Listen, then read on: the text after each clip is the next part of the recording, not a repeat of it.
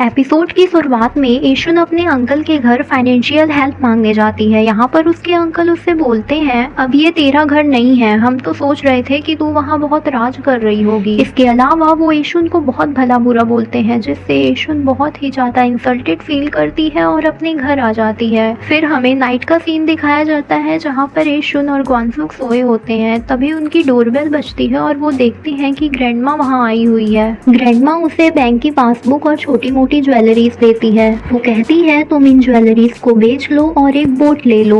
लोगों से कहना कि तुमने लॉटरी में पैसे जीते हैं। अपनी दादी से पूछती है कि वो उनकी हेल्प क्यों कर रही है। इस पर ग्रैंडमा बोलती है, मैंने तुम्हारी मॉम से प्रॉमिस किया था कि उनके मरने के बाद मैं तुम्हारा ख्याल रखूंगी, लेकिन मैं तुम्हारा ख्याल नहीं रख पाई। इसे मेरी तरफ से एक तोहफा समझो और रख लो। एशुन ये सब सुन के बहुत इमोशनल हो जाती है और वो अपनी दादी से वादा करती है कि मैं इन पैसों को वेस्ट होने नहीं दूंगी। ग्वानसुक भी प्रॉमिस करता है कि वो भी बहुत मेहनत करेगा।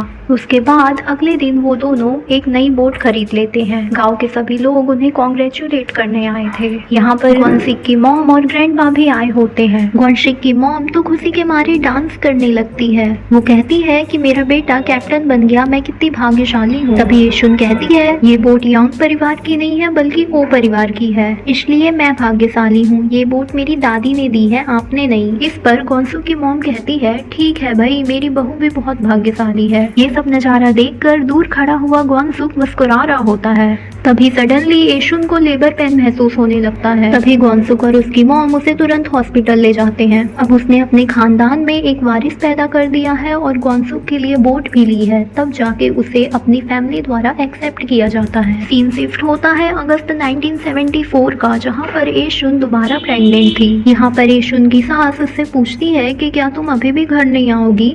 एशुन बोलती है कि मेरे पति ने वहाँ पर कदम रखने से मना किया है, मैं नहीं आ रही।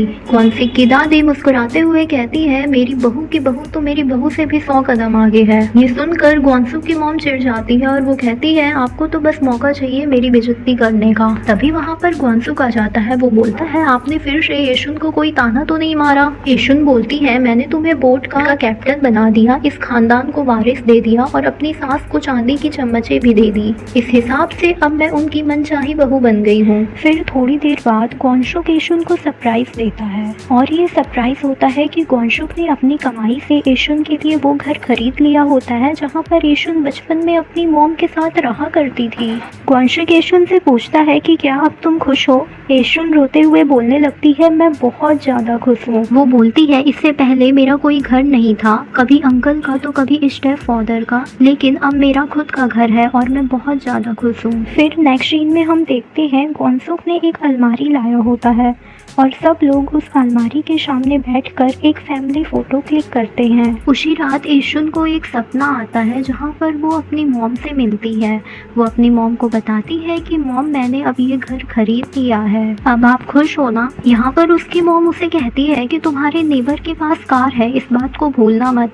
इतने में ही मॉम वहाँ से गायब हो जाती है और एशुन की भी घबराहट से नींद खुल जाती है। सडनली उसे लेबर पेन महसूस होने लगता है। तब उसे अपनी मॉम की बात याद आती है और वो अपने नेबर से हेल्प मांगती है और उनके साथ कार में हॉस्पिटल चले जाती है। यहाँ पर हमें पता चलता है कि एशुन ने एक प्यारे से बच्चे को जन्म दिया है जो उनकी तीसरी संतान है। फिर टाइमलाइन कुछ टाइम आगे जाती है जहाँ पर शांगिल और गांव के लोग सरपंच के चुनाव के लिए आए हुए थे। गांव में किसी की भी हिम्मत नहीं थी कि सांगिल के अगेंस्ट चुनाव लड़ सके, इसलिए सांगिल कहता है कि मैं ही इस गांव का सरपंच बनूंगा। वहाँ पर खड़ी मछुआरी नंटी बोलती है कि तुम सरपंच बन जाओ और एशुन को उप सरपंच बना दो। एशुन का नाम सुनते ही गांव के बाकी लोग भी उसे सपोर्ट करने लगते हैं, लेकिन शांगिल चिढ़कर बोलता है कि उप सरपंच का भी एक लेवल होता है और कोई भी गांव की ऐरी गैरी औरत उप सरपंच नहीं बन सकती। तभी भीड़ में से एशुन बाहर निकल कर आती है और बोलती है कि मैं सोच रही हूँ क्यों ना डायरेक्ट सरपंच के लिए ही चुनाव लड़ूं। अगर तुम्हारे जैसा आदमी सरपंच बन सकता है तो मैं क्यों नहीं बन सकती, और अगर दो लोग इलेक्शन में खड़े होंगे तो लोगों को भी वोट करने का मौका मिलेगा। जब गांव के बाकी लोग भी एशुन की बातें सुनकर उसे सपोर्ट करने लगते हैं तो शांगिल बुरी तरह से घबरा जाता है। वो हंसने लगता है और एशुन को उप सरपंच बनाने के लिए तैयार हो जाता है और इस तरह से एशुन उस गांव की पहली लेडी उप सरपंच होती है। फिर कुछ टाइम बाद शांगिल और एशुन रेड पर जाते हैं। ये रेड बॉल डांस पर पड़ी होती है और उस टाइम कोरिया में बॉल डांस को अच्छा नहीं माना जाता था। जिस जगह पर रेड पड़ी थी सब लोग वहाँ से भाग जाते हैं, लेकिन एक लेडी रह गई थी जो कि लेडीज वॉशरूम में छिप जाती है। एशुन जैसे ही वॉशरूम का दरवाजा खोलती है हैरान हो जाती है। वो लेडी और कोई नहीं शांगिल की वाइफ होती है, जो कि अपनी बेटी के साथ वहाँ बॉल डांस सीखने आई थी। यहाँ पर एशुन को ना सांगिल की वाइफ पर दया आ जाती है। वो उन्हें अपना चेहरा छिपाकर विंडो से कूदकर भाग जाने के लिए बोलती है। इधर शांगिल लोगों को लेक्चर दे रहा था तो दूसरी तरफ एशुन सांगिल की वाइफ को वहाँ से भगा रही थी। तभी वहाँ कुछ सामान गिर जाता है और वो अपनी वाइफ को पीछे से देखकर बोलता है, इस औरत को पकड़ो, इसका पति इसे ऐसे देखेगा तो मजा आएगा। तभी वहाँ एशुन आ जाती है। वो सांगिल को रोकती है और खुद सांगिल के वाइफ के पीछे भागती है। भागते टाइम सांगिल की वाइफ की सैंडल वहीं गिर जाती है, जिसे सांगिल देख लेता है। यहाँ पर एशुन सांगिल की वाइफ को न्यू सैंडल्स दिलवाती है। एशुन उससे पूछती है कि वो बॉल डांस क्यों करती है। यहाँ पर हमें पता चलता है कि सांगिल अपनी वाइफ को हमेशा मारता पीटता रहता है और गाली देता है। इनफैक्ट उसकी बच्ची ने भी माँ बोलने से पहले साली बोलना सीख लिया था। जाते टाइम वो इनडायरेक्ट में एशुन से बोलती है कि एशुन काश तुमने सांगिल से शादी कर लिया होता। यहाँ पर वो अपनी बेटी को भी बोलती है कि तुम अपने डैड जैसे आदमी से कभी शादी मत करना, बल्कि एशुन आंटी के हस्बैंड जैसे आदमी से शादी करना। शीन नाइट में शिफ्ट होता है जहाँ पर गॉनसिक अपनी बोट को पेंट कर रहा होता है। गॉनशुक एशुन को भी बोट पर बुलाता है, लेकिन एशुन बोट पर आने से मना कर देती है, क्योंकि जेजू आइलैंड में ऐसी प्रथा थी कि औरतें बोट पर चढ़कर बैड लक लाती है। गॉनसिक एशुन को भी वहाँ बुलाता है, लेकिन एशुन बोट पर आने से मना कर देती है। गॉनशुक उससे बोलता है कि ये सब अंधविश्वास है, बस तुम बोट पर आ जाओ, लेकिन एशुन वहाँ आने से मना कर देती है। लेकिन जब उनकी बेटी ग्योनम्योंग बोट पर चढ़ जाती है तो एशुन उसे रोक नहीं पाती। एशुन अंधविश्वास भरी हुई कहावत को इग्नोर करती है और खुद भी बोट पर चढ़ जाती है। वो वहाँ पर अपने सारे बच्चों का नाम भी लिखती है। थोड़ी देर बाद एशुन समुद्र पर गुस्सा दिखाती है कि औरतों का बोट पर चढ़ना कैसे अशुभ हो सकता है। यहाँ पर गॉनसिक भी उसकी बात को सपोर्ट करता है और उसे किस कर देता है। फिर टाइमलाइन कुछ टाइम आगे जाती है। फिर शीन शिफ्ट होता है अगस्त 1998 में, जहाँ पर बहुत तेज तूफान चल रहा है और बारिश भी हो रही है, जहाँ पर बहुत तेज आंधी तूफान चल रहा होता है। एशुन घर के सारे दरवाजे खिड़की लॉक कर रही होती है। इतने में ही एशुन का छोटा बेटा, जिसका नाम डियोन मोंग है, कैंडीज ले रहा होता है जो कि हाइट पर रखी होती है, और इस चक्कर में वो सारी कैंडीज नीचे गिरा देता है। एशुन उसे डांटते हुए जमीन पर गिरी हुई कैंडीज उठाने लगती है। डॉनम्योंग रोने लगता है और अपनी मॉम को बोलता है कि माँ मुझे गले लगा लो। इससे पहले कि वो उसे गले लगाती, उसे पता चलता है कि उसकी बेटी ग्योनम्योंग इतने तूफान में साइकिल चलाने चली गई है और उसका एक्सीडेंट भी हो गया है। एशुन तुरंत वहाँ से भागती है और अपने पड़ोसी को बोलती है कि वो थोड़ी देर के लिए उनके बच्चों का ख्याल रखे। लेकिन ना हम यहाँ देखते हैं नेबर नींद में होती है और वो एशुन की बात नहीं सुन पाती।